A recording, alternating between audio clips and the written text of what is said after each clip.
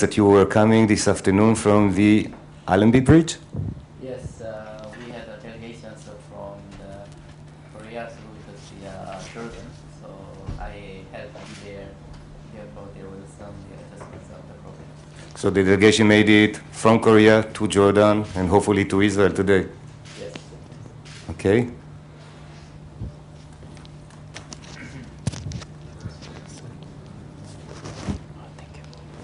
Switch forward. Thank you. All right. Were we polite enough in the borders? The delegation was accepted politely and nicely by our people? Yes. There is a lot of improvement in Ben Gurion, the airport, as well as in the Allenby British, the border office. They were very smoothly processed, and also they are very warmly welcomed here in Israel. Well, that sounds like music to our ears here, so thank you for that. How long have you been ambassador to Israel? I have been here over 2 years as ambassador already, and also this is my second service. I was here 3 years before, that is between 2003 to 2006. So it sounds like it was that good, you wanted to come back to us? Yes, this is my second home, and even after I leave this post, I want to come back here to see many friends and also to have a very enjoyable life here. Great. Thank you very much.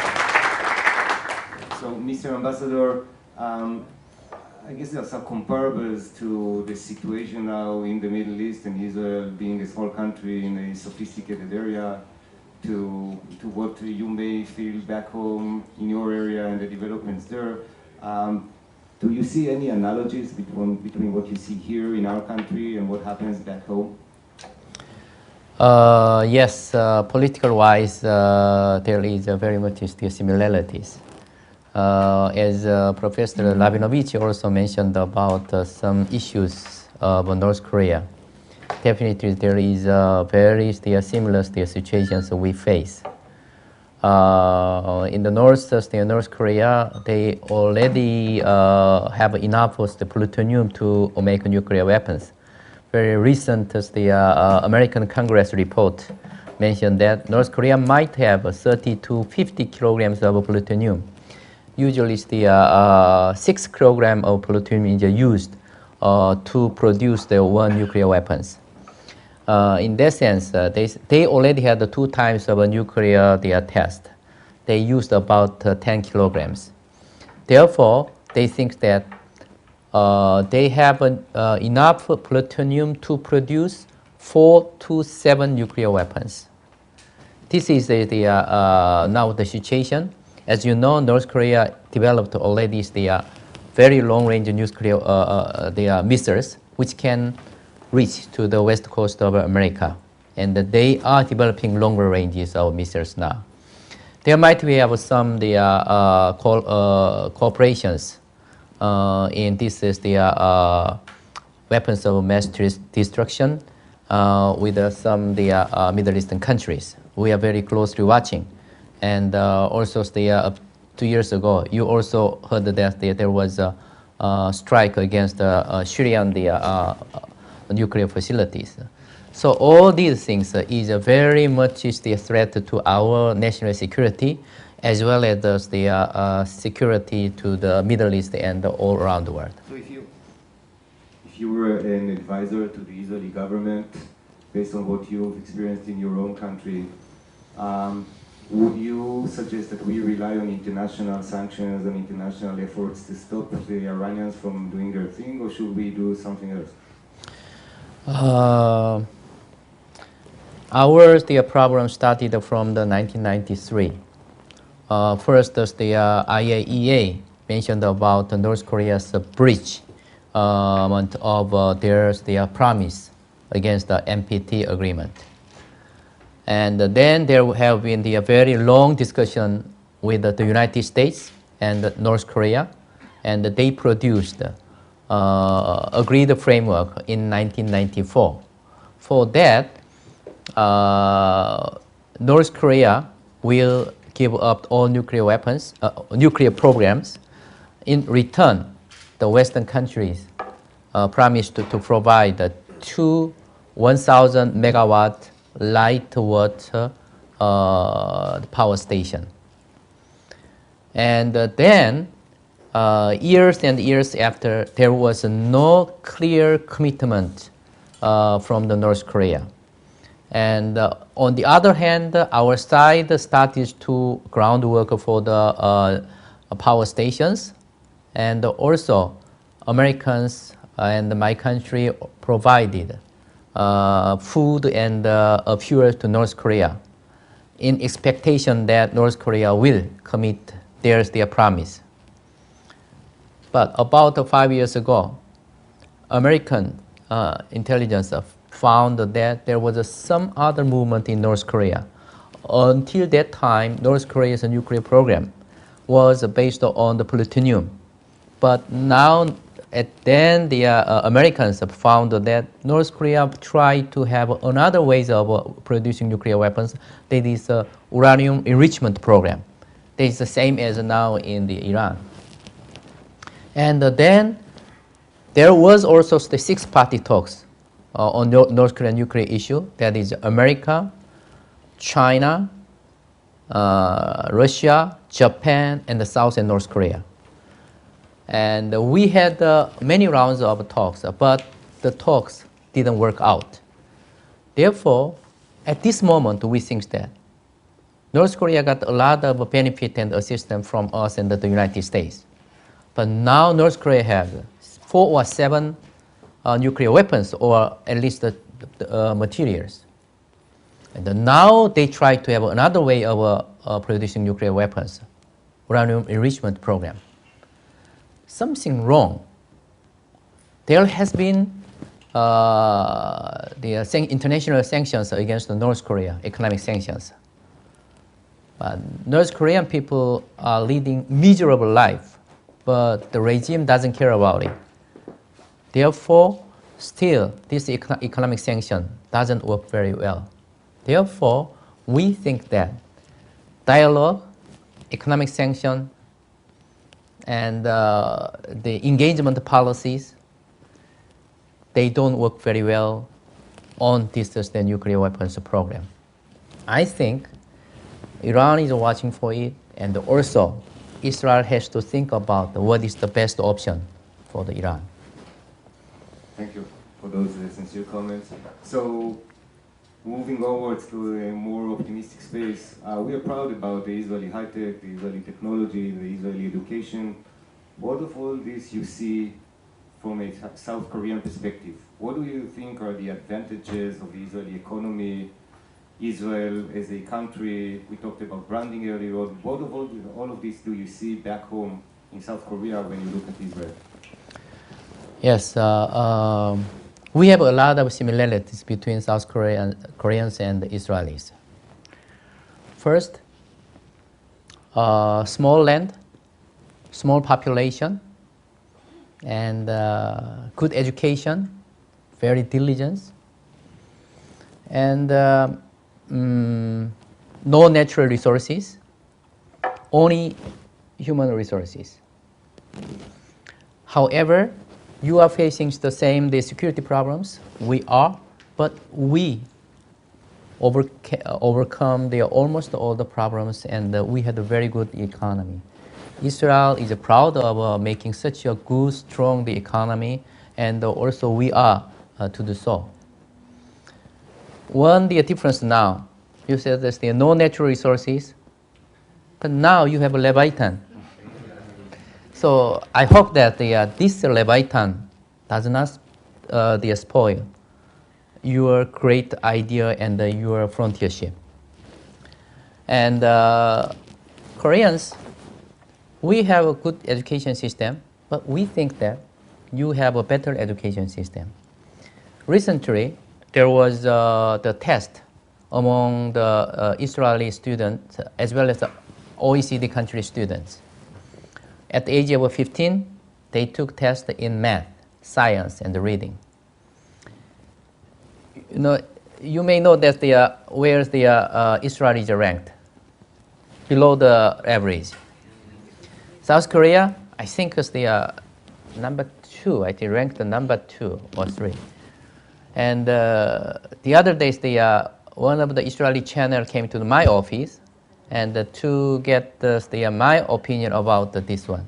And they want to send us their crews to South Korea to find out, to cover how South Korean education is so great. I told him that, look, yes, at the age of 15, our students are very good in math, science, reading, yes. But this is not goal of education.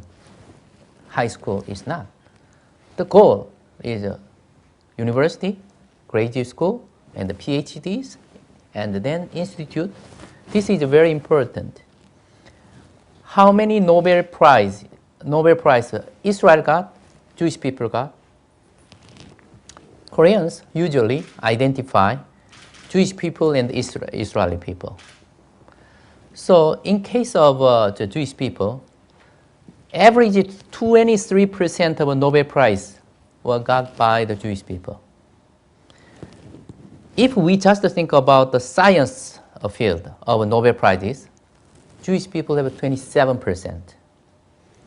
And the economics, Jewish people have 43%. In the case of South Korea, how many we got the Nobel Prize? Only one. This is a Peace Prize, Nobel Peace Prize, only one. We don't have anyone from the field of science, technology, or medicine, economics. Then we think, what is the goal of education?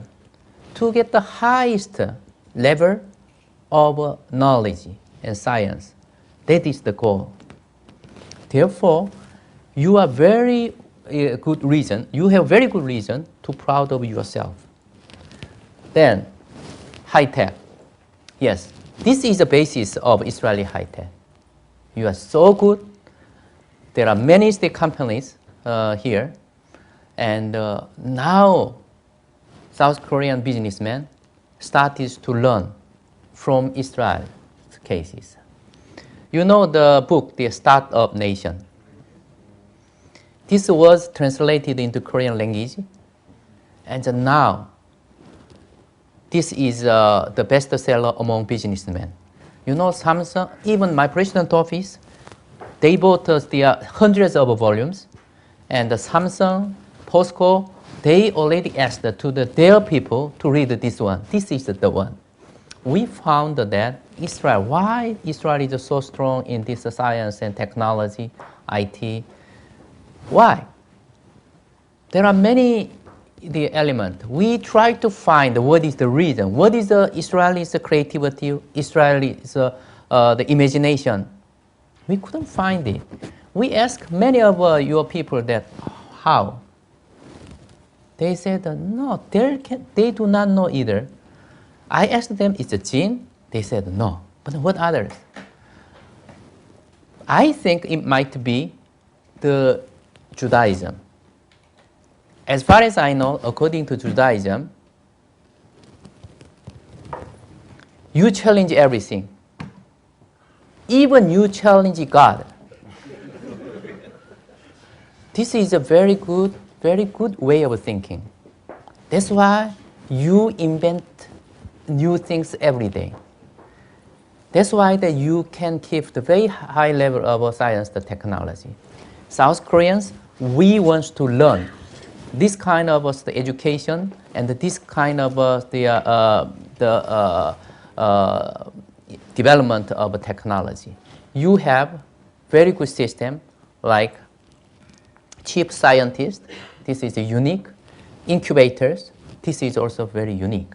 And also, nowadays in my country, according to the startup nation, many people know what is a talpiot.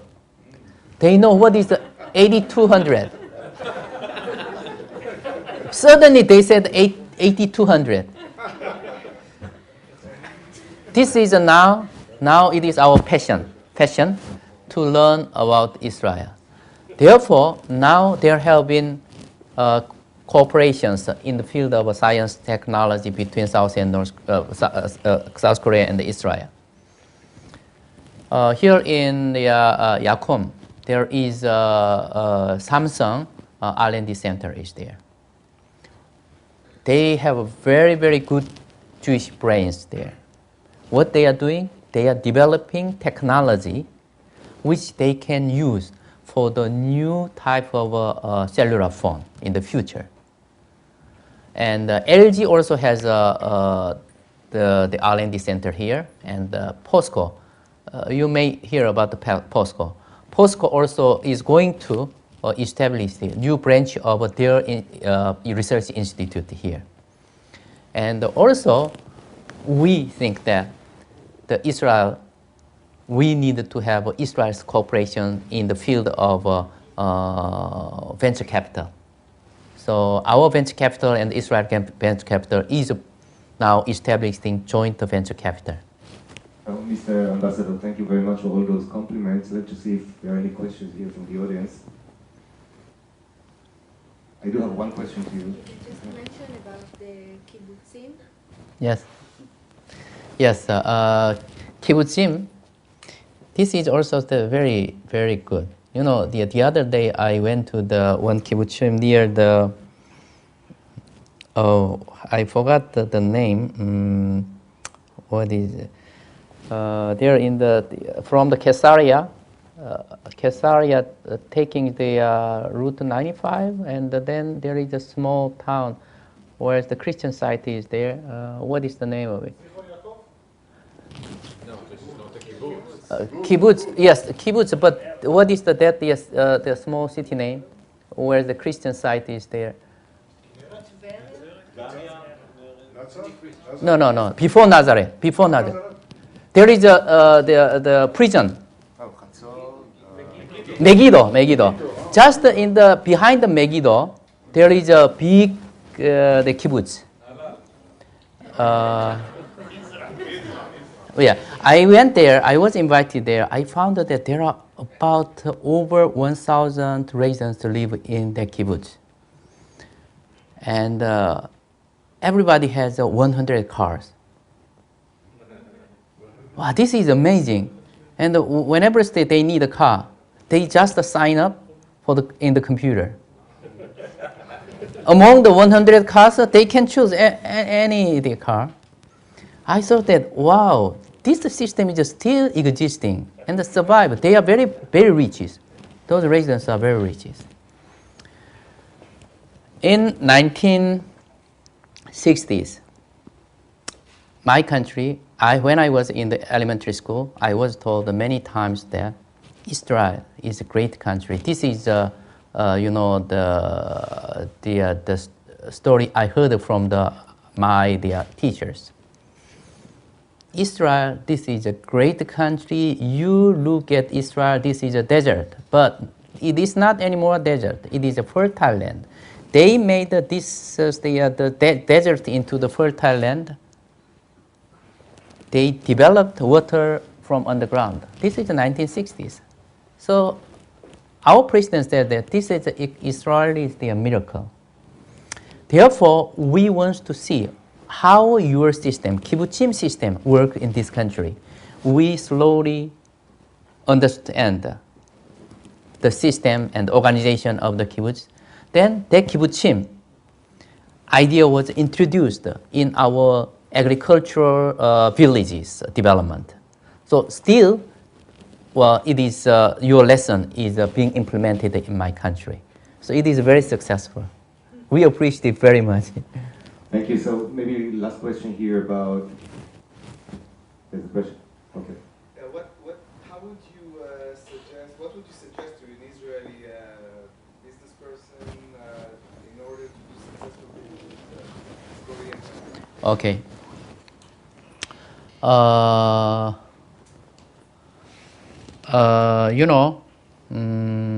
1997. We had our economic crisis. At that time, we tried to loan the money from the Wall Street and the IMF. The Professor Rabinovich, he helped a lot for us because at that time my government wants to find from whom we can have the help to get the money from international financial organizations. One day, then my ambassador here, he got the message from our headquarters that you go to the Tel Aviv University immediately to see the president of Tel Aviv University. He was ambassador to the US and he had very good connections with Wall Street. My ambassador rushed to him and asked help. He made several phone calls and then it was very helpful for us to get the money. Same as in the same period, Stanley Fischer was a vice president of IMF. He was in charge of lending money to South Korea. There was IMF team and there was a Korean team to negotiate to borrow the money. One day, the IMF team, the leader of IMF team, told to the Mr. Stanley Fischer that, Stanley, let's stop negotiation now here, because I don't know who is borrowing the money, who is lending money. South Korean team is so tough in negotiations, even though they are here to borrow the money. Stanley Fischer told him that, look, I know that Koreans are very tough in their negotiations, but there are many other Asian countries who are very generous in signing documents, but who never get into the implementation. But as far as I know, South Koreans, they are very tough in negotiation. Once document is signed, they are implementing it. So I think you'd better go there and then talk again. They talk again. We got a very good deal. We borrowed $700 million. $700 million. I'm sorry. $70 billion. $70 billion. And then we pay back much earlier than scheduled. Did you see that at that time the Korean TVs, we are donating our rings. In Korean customs, at the age of first, when the babies have a first anniversary, first birthday, usually guests bring the gift, the small, the golden ring. The reason of our economic crisis was caused by the lack of our foreign currency. Korean people think that foreign currency, our golden ring, can compensate the foreign currency.